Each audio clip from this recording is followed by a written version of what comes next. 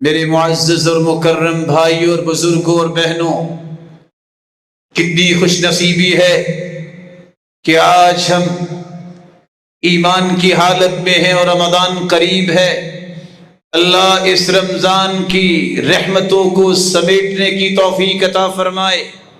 کیف نستقبل رمضان، میں رمضان المبارک کا استقبال کیسے کروں؟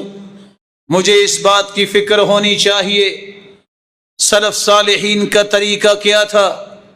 سب سے پہلے اپنی نیتوں کو خالص کر لیجئے تاکہ اس مہینے کی برکات کو دامن میں جمع کرنا چاہتے ہو، اخلاص کے بغیر ممکن نہیں۔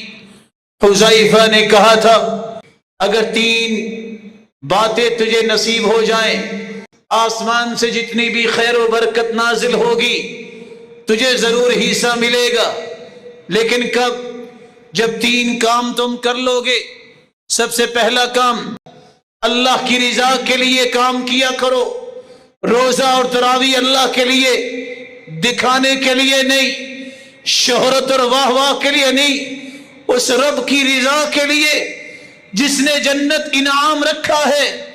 دوسرا کام جو اپنے لیے پسند کرتے ہو مسلمان بھائی کے لیے بھی پسند کیا کرو۔ آسمان سے جو بھی برکت اترے گی تجھے حصہ ضرور ملے گا۔ تیری جیب میں جو کچھ ہے تم بھی اللہ کے ہو، اور یہ جیب میں جو کچھ ہے یہ بھی اللہ کا دیا ہوا ہے جو اللہ نے عطا کیا ہے۔ اس میں سے لوگوں کو محروم نہ کرنا، کھانے کا ایک ٹکڑا ہی کیوں نہ ہو، نہ جانے ایک شخص نے صبح سے یہ ٹکڑا بھی نہ کھایا ہو، صدقہ کیا کرو۔ اخلاص، صدقہ جو اپنے لیے پسند کرتے ہو اپنے بھائیوں کے لیے پسند کیا کرو۔ تم چاہتے ہو تمہیں عزت ملے، مسلمانوں کو عزت دیا کرو۔ تم چاہتے ہو تمہارا احترام ہو، تم بڑوں کو احترام دیا کرو۔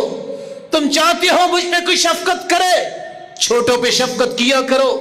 تم چاہتے ہو میرے ساتھ خیر اور بھلائی کے معاملے ہوں، تم خیر و بھلائی لوگوں کے ساتھ کیا کرو۔ آسمان سے جتنی برکت اترے گی اللہ تجھے اس میں حصے دار بنا دیں گے۔